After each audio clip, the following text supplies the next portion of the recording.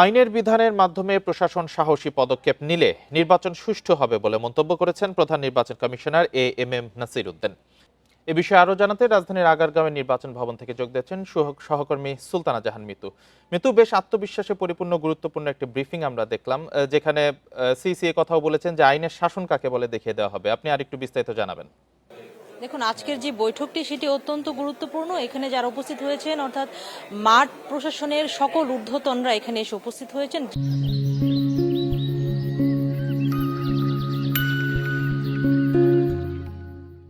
জেলা প্রশাসক থেকে শুরু করে পুলিশ মহাপরিদর্শক, জনপ্রশাসন সচিব, প্রধান উপদেষ্টার মুখ্য সচিব সকলে এখানে আছেন এবং নির্বাচন কমিশনের তরফ থেকে সকলকে ব্রিফিং দেওয়া হচ্ছে নির্বাচনে কিভাবে তারা দায়িত্ব পালন করবেন এবং তাদের কাছ থেকেও জানতে চাওয়া হয়েছে তাদের আসলে এখন পর্যন্ত কি কি প্রস্তুতি সম্পন্ন হয়েছে।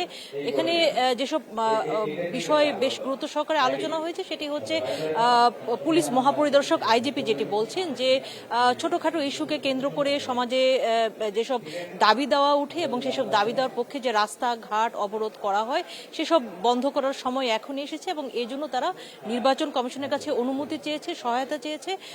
তারা বলছেন যে এই জন্য পুলিশের অবশ্যই নির্বাচন কমিশনের সহায়তা প্রয়োজন, নয়তো এসব বন্ধ করা সম্ভব হবে না, যেটি আসলে নির্বাচনকালীন সময়ে জননিরাপত্তার জন্য হুমকি।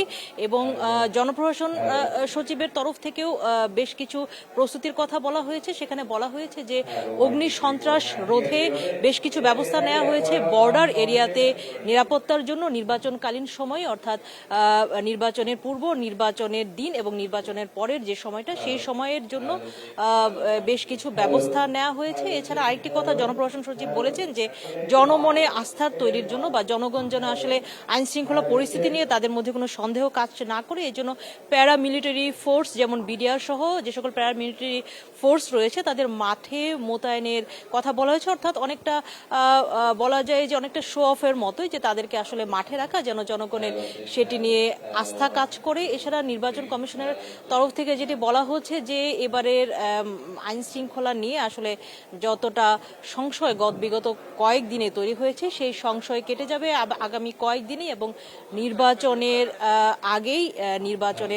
আগেই সেটি আরো উন্নততর হতে থাকবে। বিকেলের ভাগে যোগ দিবেন চার উপদেষ্টা আসিফ নজরুল, জনাব আসিফ নজরুল থেকে শুরু করে অন্যান্যরাও যোগ দিবেন। এখনই শুরু হতে যাচ্ছে বৈঠকের বাকি অংশ।